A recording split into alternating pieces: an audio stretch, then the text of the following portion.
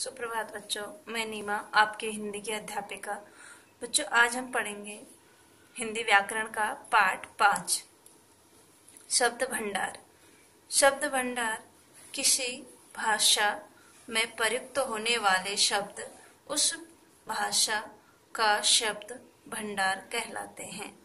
शब्द भंडार में अनेक प्रकार के शब्द सम्मिलित रहते हैं, जैसे पर्यायवाची, विलोम, अनेकार्थी, एकार्थी और वाक्यांशों के लिए एक शब्द आदि।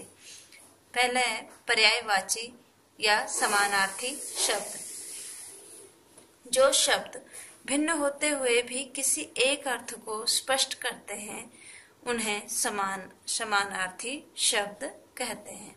कुछ समानार्थी शब्द जैसे अग्नि, आग, हुताशन और वहिनी।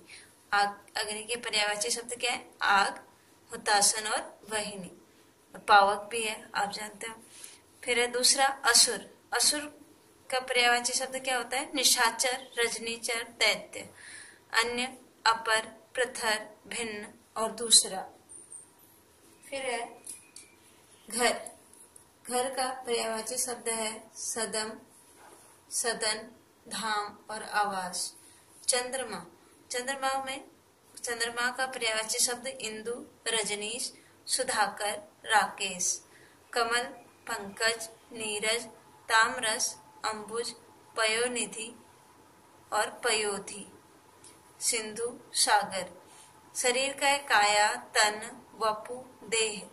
कृषक, खेतीहर, हलधर, किसान। शत्रु, आरी, दुश्मन, रिपु, वैरी। पशु, जानवर, चौपाया। और वायु का हो गया आपका पर्यायवाची शब्द मारुत, पवन और बयार तथा अनिल। अब है विलोम शब्द। विलोम शब्द यानी विपरीतार्थक शब्द। परस्पर विपरीत अर्थ देने वाले शब्दों को विलोम शब्द कहते हैं।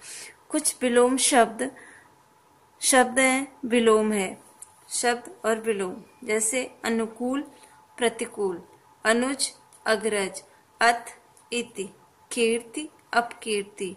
अपेक्षा का विलोम शब्द उपेक्षा। आयात, निर्यात, मूक, वाचाल, निरक्षर, साक्षर। सगुण, निर्गुण, उन्नति, अवन्नति, मिथ्या, सत्य। मिथ्या का अर्थ है झूठ। अनुराग का विलोम शब्द विराग। अंधेरा का विलोम शब्द उजाला। आदि का अंत। कृत्रिम, स्वाभाविक, गहरा, उथला, जड़, चेतन। पंडित, मूर्ख। आदर का अनादर। पवित्र का विलोम शब्द हो जाएगा अपवित्र। सत्कार, तिरस्कार, दाता का याचक। ये हो गया हमारे विलोम शब्द। अब है अनेकार्थी शब्द। वे शब्द या ऐसे शब्द जिनके एक से अधिक अर्थ होते हैं अनेकार्थी शब्द कहलाते हैं। कुछ अनेकार्थी शब्द। पहला है अर्थ के, धन के लिए और कारण। धन के लिए भी अर्थ शब्द का प्रयोग किया जाता है और कारण के लिए भी अर्थ शब्द का प्रयोग किया जाता है। अब है अवधि।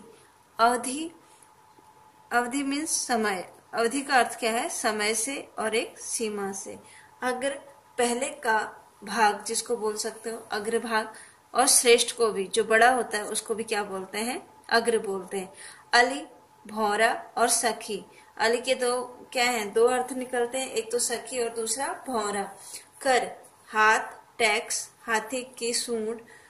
और कनक का अर्थ गेहूं को भी कनक बोलते हैं, सोने को और धतूरे को भी। फिर है सातवां गुरु। गुरु का अर्थ है बड़ा, भारी, शिक्षा। तीनों होते हैं। बड़े को भी क्या बोलते हैं? गुरु बोलते हैं। भारी, ये भी गुरु होता है।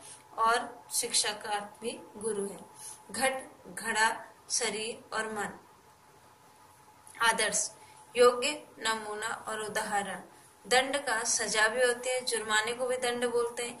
और एक प्रकार का जो व्यायाम होता है दंडासन, उसको भी क्या बोलते हैं? दंड।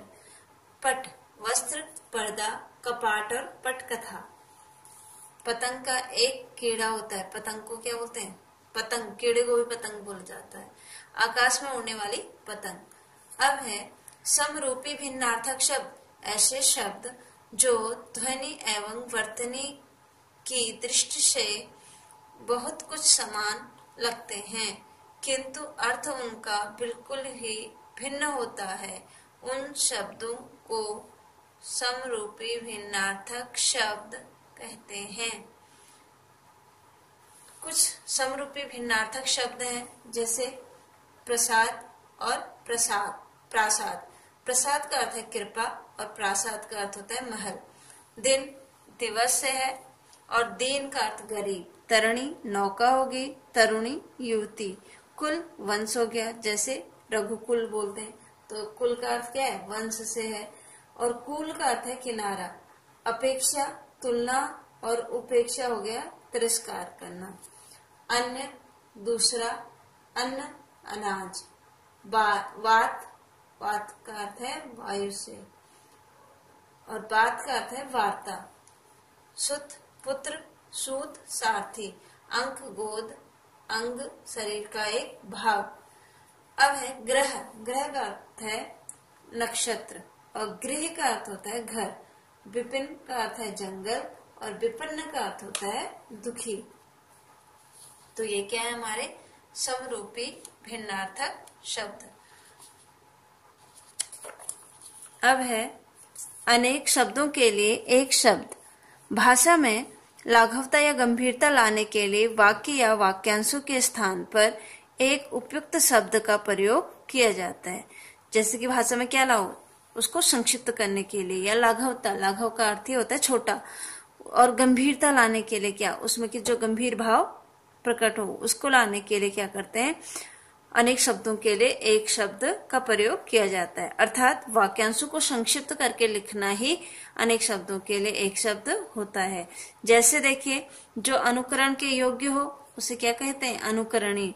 जिसका कोई शत्रु ना हो, अजात शत्रु। जो आंखों के सामने ना हो, अप्रत्यक्ष। जल में रहने वाला, जलचर। प्रशंसा करने योग्य, क्या बोलेंगे उसको, प्रशंसनीय है। प्रतिदिन होने वाला, अब किसी को हम ये तो नहीं बोलेंगे ये तो प्रतिदिन होता है, बल्कि हमें दैनिक, दैनिक रूप से इस कार्य को किया जाता है। सब कुछ जानने वाला, सर्वज्ञ हो गया। जो मांस खाता है, मांसाहारी। जो अपने पैरों पर खड़ा हो, स्वावलंबी।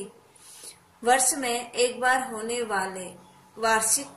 जिसका आचरण अच्छा हो, सदाचारी। बहुत बोलने वाला, वाचाल। देखिए जहाँ पर आया ना, जैसे कि वर्ष में एक बार होने वाला तो क्या हो गया, वार्षिक। और अगर होगा माह में एक बार होने वाला तो हो जाएगा मासिक। ये हो गया हमारे अनेक शब्दों के लिए एक शब्द। अब है एकार्थक प्रतीत होने वाले शब्द। ये शब्द अर्थ की दृष्टि से समान लगते हैं परंतु उनके अर्थ जो होते हैं वो अलग अलग होते हैं। लगते तो एक जैसे हैं लेकिन उनके जो अर्थ होते हैं, अर्थ की दृष्टि से ऐसा लगता है कि जैसे समान है, समान लगने लगते हैं, परंतु उनका अर्थ जो होता है एक दूसरे से अलग होता है। जैसे अस्त्र, शस्त्र।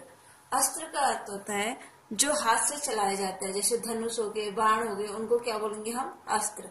और शस्त्र बोलेंगे जो हाथ से पकड़ कर चलाया जाता है, जैसे अस्त्र तो हो गया जो कि फेंक कर चलाया जाता है, और शस्त्र हो गया जो कि पकड़ कर चलाया जाता है। जैसे फेंक कर क्या करते हैं, धनुष बाण को क्या करते हैं, धनुष पे प्रचंडा चढ़ा के बाण को फेंका जाता है। लेकिन शस्त्र क्या होता है, गदा, डंडा। गदा को क्या करते हैं, हाथ में पकड़ कर जो है युद्ध किया जाता था पहले, तो इसलिए वो क्या है, शस्त्र है। डंडा भी क्या है, शस्त्र है। अब है पाप और अपराध। पाप और अपराध में क्या अंतर है, पाप का अर्थ होता है धार्मिक नियमों का उल्लंघन, जो धर्म के नियम है उनका उल्लंघन करना पाप हो गया। अपराध होता है सामाजिक नियमों और कानूनों का उल्लंघन, यानी संविधान में जो कानून और नियम बनाए गए हैं उनका उल्लंघन जो करता है उसको बोलते हैं अपराधी, और जो धार्मिक नियमों का उल्लंघन करता है उसको बोलते हैं पापी या पाप। तो उपहास और परिहास। उपहास और परिहास में भी अंतर है। उपहास होता है किसी को भी अपमानित करना, किसी का भी मजाक उड़ाना, तो वो क्या कहलाता है, उपहास। परिहास कहलाता है कि अपनी उम्र के लोगों के साथ क्या करना, हंसी मजाक करना, वो क्या हो गया, परिहास। फिर है प्रेम और स्नेह। प्रेम का अर्थ होता है साधारणतया हृदय के आकर्षण का भाव। साधारणतया हृदय के आकर्षण का भाव क्या कहलाता है? प्रेम। और स्नेह क्या कहलाता है? छोटों से प्रेम और स्नेह करना ही क्या कहलाता है? आपका स्नेह कहलाता है। अमूल्य और बहुमूल्य का, जो अमूल्य किसको बोलते हैं? जो वस्तु मूल्य देने से ना मिले। अमूल्य है मतलब उसको मूल्य देकर भी वो वस्तु नहीं मिल सकती है। बहुमूल्य होता है जिसका बहुत अधिक मूल्य हो, बहुत अधिक क्या हो? मूल्य। तो ये क्या है? हमारा एकार्थक प्रतीत होने वाले शब्द। तो यहाँ पे जो है आज हमारा पाठ ये समाप्त होता है। धन्यवाद।